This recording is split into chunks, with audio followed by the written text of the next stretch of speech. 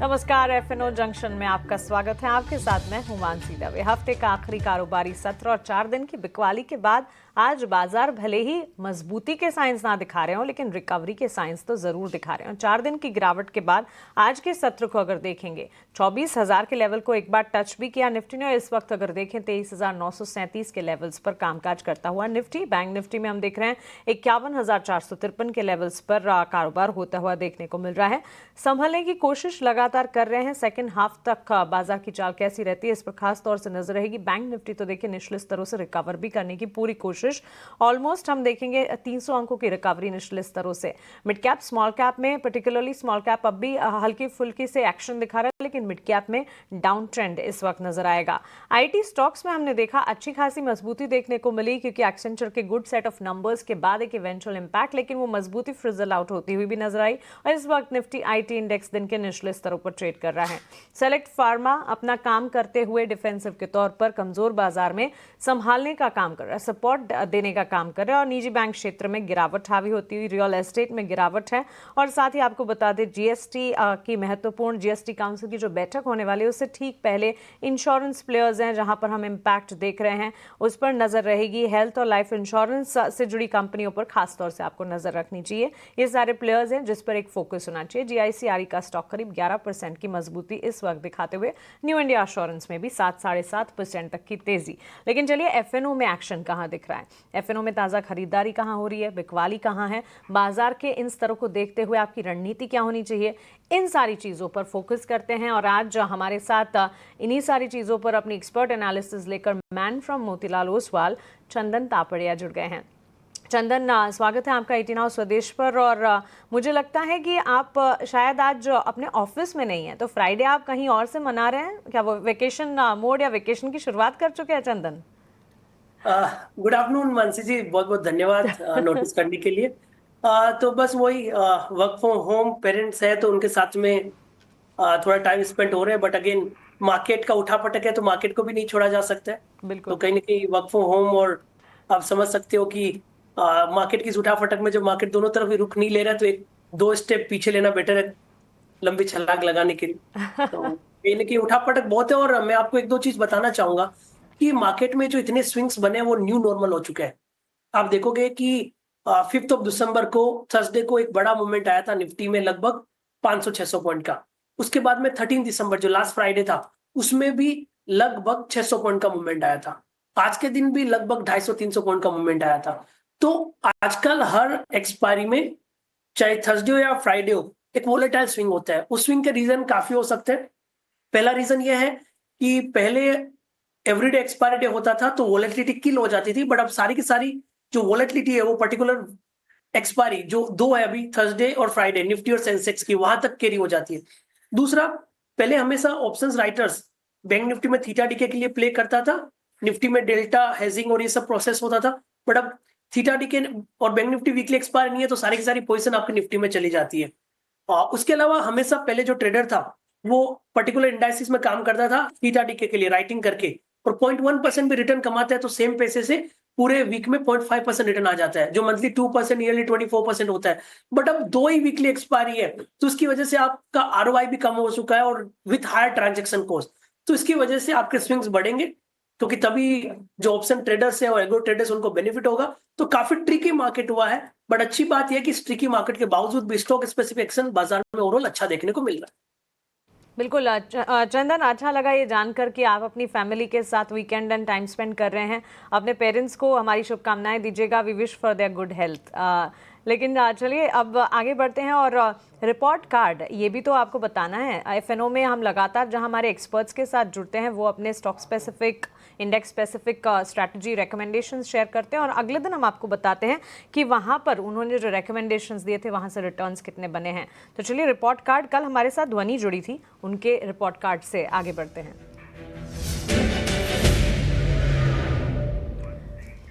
सो कल जब ध्वनि हमारे साथ जुड़ी, उन्होंने स्टॉक स्पेसिफिक रिकमेंडेशंस दिए थे। इप्का लैबोरेटरीज कल के दाम से 1570 के लेवल्स पर उन्होंने अपनी रिकमेंडेशन दी थी और उसके बाद हमने 2.5% के रिटर्न्स वहां पर देखे हैं। इसके अलावा ल्यूपिन पर भी नजरिया था ध्वनि का और साथ ही इंडिगो पर भी। कल के लेवल से अगर आज तक देखेंगे तो करीब 1.5% तक के रिटर्न्स देखे जा चुके हैं। सो क्लियरली ध्वनि के दिए हुए कॉल्स में ऑलमोस्ट 1 से लेकर 2.5% तक के रिटर्न्स और स्टॉक स्पेसिफिक राय जो उन्होंने health care, laboratory, diagnostic, pharma space पर और मार्केट पर स्ट्रैटेजी दी थी, वो सही और सटीक साबित हुई। लेकिन चलिए अब आगे बाजार पर और एफएनओ पर सिलसिला आगे बढ़ाते हैं और चंदन से उनकी राय समझते हैं उन स्टॉक्स पर जहां पर ताज़ा खरीदारी देखने को मिल रही है, यानी कि लॉन्ग्स बिल्डअप के कैंडिडेट्स का रुख करते हैं।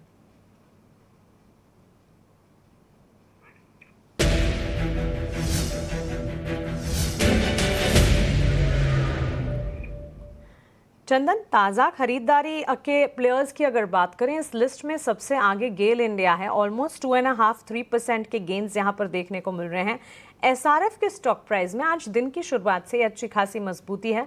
मजबूती एक पॉजिटिव ब्रोकरेज रिपोर्ट की बदौलत भी देखने को मिली और अपने खुद के सेंटिमेंट्स एंड ट्रिगर्स भी हैं जहां जिसके चलते हम मजबूती के साइंस एसआरएफ में देख रहे हैं। और इसके अलावा पेट्रोनेट एलएनजी, इस पर भी नजर होनी चाहिए।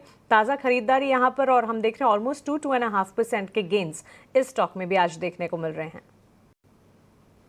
बिल्कुल, तो सबसे पहले गेल की स्टार्ट करूं मानसी जी। तो गेल में पिछले 2 दिनों से रिकवरी है, बट ओवरऑल जो स्ट्रक्चर है वो अपसाइड केप वाला लग रहा है। वीकली चार्ट सेटअप पे देखें या मंथली पे देखें तो लास्ट मंथ भी वोलेटाइल मूव होके ये लगभग 200 के आसपास टिका रहा। इस महीने भी आप देखोगे वोलेटाइल मूव, एक 188 नीचे में 213 ऊपर जाके वापस 200 के आसपास हो रहा है। तो कहीं ना कहीं 200 की कॉल और पुट राइटिंग दोनों हो रही है, इसकी वजह से ये रेंज में रहेगा। तो कहीं ना कहीं हमें 188 से लेके 210-212 की रेंज को प्ले करना पड़ेगा। एसआरएफ की बात करें तो यहाँ पे बॉटम आउट अप्रोच बन रहा है। मेरा ऐसा मानना है कि सिलेक्टिव केमिकल काउंटर में बॉटम फिशिंग देखने को मिल रही है और स्पेशलिटी केमिकल में कहीं ना कहीं एक मेजर बड़े रन के लिए काउंटर तैयार हो रहे हैं, क्योंकि ये सेक्टर ऐसा रहा जो पिछले काफी महीनों से अंडर परफॉर्म या फिर रेंज बाउंड बायस दिखाया था। तो एसआरएफ पे बिल्कुल खरीदारी की सलाह देंगे। सपोर्ट रहेगा लगभग 2295, 2295 का सपोर्ट रहेगा। ऊपर में 2420 तक के टारगेट बनने चाहिए। एक और आपने पेट्रोनेट की बात की, वहां पे भी बॉटम आउट अप्रोच बन रहा है। हल्का सा भी मूवमेंट दिया तो 40 दिन का कंसोलिडेशन ब्रेकआउट हो जाएगा। 334 के सपोर्ट से खरीदारी की सलाह रखेंगे 360 के टारगेट के लिए। तो एसआरएफ और पेट्रोनेट दो कंपेरेटिवली अच्छे लग रहे हैं और गेल है उसमें कंसोलिडेटिव या रेंज बाउंड बायस देखने को मिल रहा है। ओके, सो एसआरएफ, पेट्रोनेट, एलएनजी पर तो बिल्कुल नजरिया बन रहा है और चंदन की जो स्ट्रैटेजी है वो भी आप अपने स्क्रीन पर देख रहे हैं। 212 के टारगेट्स एंटिसिपेट करके चल रहे हैं गेल इंडिया में और इसके अलावा एसआरएफ के स्टॉक प्राइस में भी करंट लेवल्स को देखते हुए मजबूती के साइंस बिल्कुल नजर आ रहे हैं। पेट्रोनेट पर थोड़ा सा कॉशियस नजरिया जरूर अपनाएं, लेकिन ताज़ा खरीदारी का कैंडिडेट ये भी बना है। एसआरएफ 2420 का टारगेट मानकर चलें। पेट्रोनेट में 360 तक के लेवल्स भी नजर आ सकते हैं। इसके अलावा लॉन्ग्स बिल्डअप के कैंडिडेट्स की लिस्ट को अगर आप देखेंगे, ऑफ कोर्स इन तीनों शेयरों में तो अच्छा खासा एक्शन है ही, लेकिन ध्यान रखिएगा पिडिलाइट पर, मारुति पर, भारत फोर्ज पर, ये तीनों स्टॉक्स हैं जहां पर अच्छी खासी मजबूती के साइंस देखने को मिल रहे हैं और नई खरीदारी यहां पर होती हुई आप क्लियरली देख पाएंगे। चार्ट्स पर अगर देखेंगे सो क्लियरली एक अप ट्रेंड, अप मूव नजर आ रहा है। लेकिन शॉर्ट कवरिंग के कैंडिडेट्स कौन से हैं, यानी कि बाजार में जो मजबूती या रिकवरी के मोमेंटम देखने को मिल रहे हैं उसमें कौन से शेयरों पर ज़्यादा भरोसा इस वक्त पार्टिसिपेंट्स का बढ़ रहा है और शॉर्ट्स अपने काट रहे हैं जो पार्टिसिपेंट्स। उन लिस्ट की अगर बात करें तो हिंडाल्को, आईसीआईसीआई लोम्बार्ड और United Breweries limited. On the face of it तो ये तीनों काउंटर्स नजर आ रहे हैं जो कि सबसे आगे खड़े हैं, लेकिन अडानी ग्रीन पर भी एक नजर होनी चाहिए। ऑलमोस्ट 3-3.25% की तेजी यहां पर देखने को मिल रही है। शॉर्ट्स कवर होते हुए यहां पर भी देखने को मिले हैं। एनएमडीसी के चार्ट्स भी देखे जाएं क्योंकि करीब 3% की तेजी यहां पर भी है। चंदन, वैसे हमारी लिस्ट में जो 3 काउंटर्स हैं उस पर आपसे पहले राय लेना चाहेंगे। हिंडाल्को, आईसीआईसीआई लोम्बार्ड और United Breweries limited short covering के कैंडिडेट से तीनों बने हैं। देखिए, हिंडाल्को में जरूर शॉर्ट कवरिंग बनी है, बट वीकली स्ट्रक्चर अभी भी थोड़ा सा कंसर्न में है, क्योंकि 4-5 वीक के रिकवरी के बाद में इस वीक में सेल ऑफ देखने को मिला। 3.5% की वीक ऑन वीक गिरावट है और हालांकि रिकवरी हो सकती है, बट ग्लोबल संकेत रिकवर होंगे तभी मेटल में रिकवरी होगी। तो इतना बुलिश स्टेंस नहीं है, बट यस बाउंस होता है तो हो सकता है। आईसीसी की बात करें, हम आईसीसी लोम्बार्ड की बात करें तो वहां पे भी एक मिक्स क्यू देखने को मिल रहा है। बट आपने जो एक नाम बोला यहाँ पे यूबीएल, उस पर पॉजिटिव बायस है। शॉर्ट कवरिंग ट्रिगर की बात करें तो यूबीएल में रिकवरी के साथ में फॉलो अप एक्शंस भी देखने को मिल रहे हैं। लगातार 5 वीक में रिकवरी के बाद में हाई टॉप साई बॉटम का सीक्वेंस इंटेक्ट है। 2000 के आसपास के सपोर्ट है 2120 तक के टारगेट के लिए। तो इन तीनों काउंटर में मैं यूबीएल पे खरीदारी की सलाह दूंगा, और बाकी सब काउंटर को इसलिए छोड़ रहा हूं क्योंकि गिरावट के बाद सपोर्ट लिया इसलिए शॉर्ट कवरिंग है, और ओवरऑल मार्केट यदि नहीं संभलता है तो वापस वहां पे नेक्स्ट लेग ऑफ सेलिंग देखने को मिल जाए। ओके, यूनाइटेड ब्रूवरीज लिमिटेड पर नजरिया है और 2120 के लेवल्स पर एक फोकस होना चाहिए। यहाँ पर 2045 के स्तरों पर ये ट्रेड करता हुआ। चंदन, एक राय गोल्ड फाइनेंसिंग काउंटर्स पर भी दीजिए। अच्छा एक्शन हम देख रहे हैं आज से ही नहीं, कल के सत्र में भी देखा था हमने। मणप्पुरम फाइनेंस, मुथूट फाइनेंस के चार्ट्स में अच्छी मजबूती के साइंस देखने को मिल रहे थे। मुथूट फाइनेंस इस वक्त भले ही परफॉर्म ना कर रहा हूँ, लेकिन शॉर्ट कवरिंग की ही सूची में मणप्पुरम फाइनेंस अब भी खड़ा है। ऑलमोस्ट 1% के गेंस, ताज़ा खरीदारी यहाँ पर डेवलप हो रही है। बिल्कुल, देखिए गोल्ड और गोल्ड फाइनेंस कंपनीज पे एक पॉजिटिव व्यू है, और स्पेशली आप मुथूट और मणप्पुरम फाइनेंस की बात करें तो सबसे पहले मैं मुथूट फाइनेंस की बात कर रहा हूं तो पिछले 5-6 दिनों से रेंज में कामकाज कर रहा है। आप एक तरफ पिछले यदि 5 दिन का निफ्टी का मूवमेंट देखें तो हमने लगभग 1000 पॉइंट का करेक्शन देख चुके हैं, 24,800 से लेके कहीं ना कहीं 23,800, और इस 1000 पॉइंट के करेक्शन में मुथूट फाइनेंस रेंज बाउंड बायस है, जो साफ इंडिकेट कर रहा है कि स्ट्रेंथ तो यहाँ पे है। 2060 के सपोर्ट रहेंगे, ऊपर में 2200 तक के टारगेट यहाँ पे बनने चाहिए। और मणप्पुरम फाइनेंस की हम बात करें यहाँ पे, तो यहाँ पे भी रिकवरी, हालांकि मुथूट ज्यादा स्ट्रॉन्ग है, मणप्पुरम बाउंस बैक का काउंटर है। बट अच्छी बात यह है कि 50 डे को सपोर्ट लिया है, 180 इमीडिएट सपोर्ट है, ऊपर में 195 के टारगेट के लिए। वो दोनों ही काउंटर ठीक है, बट मुथूट फाइनेंस पे ज्यादा रिकमेंडेशन रहेगा गिवन द मार्केट सिनेरियो और given the overall strength of the counter. बिल्कुल चंदन जी, तो ये हो गई वायदा बाजार में ताज़ा खरीदारी और तेजी वाले शेयरों की बात। ताज़ा बिकवाली के कैंडिडेट्स आज बाजार में कौन से हैं? रिकवरी की कोशिश में बाजार, लेकिन ऐसे में आईटी सेक्टर की अगर बात करें तो एक अच्छी मजबूती के साइंस दिखाने के बाद अब ऊपरी स्तरों से सेक्टर जो है वो फिसलता हुआ नजर आ रहा है। ताज़ा शॉर्ट्स की कैटेगरी भी अगर देखिए करीब 750 अंकों की बिकवाली निफ्टी आईटी इंडेक्स में देखने को मिल रही है, और ताज़ा बिकवाली भी एसी लिस्ट से जुड़े स्टॉक में है। एलटीआई माइंडट्री का स्टॉक एक बार देख लीजिए, पुल अप कीजिए, वहां पर बिकवाली का दबाव देखने को मिल रहा है। इसके अलावा भी अगर आप देखेंगे आईटी से जुड़े कई सारे प्लेयर्स हैं जहां पर गिरावट इस वक्त हावी होती हुई नजर आ रही है। इसके अलावा पावर फाइनेंस कॉर्पोरेशन को अगर देखेंगे, यहाँ पर भी करीब 3% तक की बिकवाली। एल&टी टेक्नोलॉजी सर्विसेज में भी कुछ इसी तरह की ऑलमोस्ट 3% की गिरावट देखने को मिली है। चंदन, सबसे पहले तो उम्मीद यही थी कि एक्सेंचर के नंबर्स के बाद एक अच्छा खासा मोमेंटम आईटी स्पेस में देखने को मिलेगा और मजबूती के साइंस जो हैं ड्यूरिंग द डे इंटैक्ट रहेंगे। ऐसा हुआ नहीं है, और ये ताज़ा बिकवाली की जो कैंडिडेट्स है उसमें एलटीआई माइंडट्री, एल&टी टेक्नोलॉजी, साथ ही पीएफसी पर आपका नजरिया। देखिए, सबसे पहले तो निफ्टी आईटी पिछले कुछ सप्ताह से आउट परफॉर्म कर रहा था, और काफी अच्छा रनअप यहाँ पे देखने को मिला था। स्पेशली मैं इस वीक को छोड़ के उससे पहले की 6 वीक्स की बात करूं, आईटी इंडेक्स ने 40,000 से लेके 46,000 तक का मूवमेंट देखा, जो लगभग इसका 10-12% का स्विंग होता है। उसके बाद में इस करंट वीक में हम लगभग 3.84% डाउन है, और इस डाउन का वजह ये भी है क्योंकि डाउ स्लाइटली अंडर परफॉर्म कर रहा है। आप देखोगे डाउ में जरूर कल थोड़ा सा एक स्टेबिलिटी हुआ था, बट उससे पहले लगातार 9-10 दिनों से गिरावट हो रही थी, और 2 दिन पहले डाउ में रिसेंट का बड़ा सेल ऑफ 1000 पॉइंट से बिलो का देखने को मिला। नास्डेक ने भी न्यू हाई बनाया और वहां से प्रॉफिट बुकिंग देखने को मिला। तो कहीं ना कहीं निफ्टी आईटी और आईटी रिलेटेड काउंटर्स है वो यूएस इकोनॉमी और यूएस आईटी सेक्टर से भी काफी प्रभावित होते हैं। तो डाउ में प्रॉफिट बुकिंग और नास्डेक में प्रॉफिट बुकिंग हुई है, उसके चलते निफ्टी आईटी भी थोड़ा सा करेक्टिव मूव देखने को मिला है। तो मेरा ऐसा मानना है कि जो काउंटर जो इतने स्ट्रॉन्ग थे, सब में मुनाफा वसूली का ट्रिगर आया, और दूसरा मुनाफा वसूली इसलिए भी हो रही है क्योंकि ब्रॉडर मार्केट भी ऊपर के लेवल से करेक्ट होकर की लेवल को तोड़ चुका है। कहीं ना कहीं हम देखेंगे तो पिछले 6-7 दिनों में 1000 पॉइंट का करेक्टिव मूव देखने को मिला इंडेक्स में। मेरे हिसाब से इसकी वजह है शॉर्ट बिल्टअप होंगे। एलटीआई माइंडट्री वीकनेस है अभी, भले ही major trend positive, but short term में हमें इसके प्रॉफिट बुकिंग को प्ले करना पड़ेगा। 6150 हर्डल है, नीचे में लगभग 5700 तक के टारगेट के लिए। उसके अलावा आप दूसरे कंपनीज की बात करें, एलटी टेक की बात करें, तो यहाँ पे भी प्रॉफिट बुकिंग है। मेरे हिसाब से बिकवाली की सलाह रहेगी, बट ध्यान रखिए ये बिकवाली की सलाह 3 से 5% के डाउन साइड के स्विंग को प्ले करने के, भले ही आपका वीकली, मंथली और क्वार्टरली चार्ट सेटअप यहाँ पे पॉजिटिव रहे। ओके, तो बिकवाली का दबाव जहां पर नजर आ रहा है इस लिस्ट में, हम देख रहे हैं कि आईटी प्लेयर्स हैं।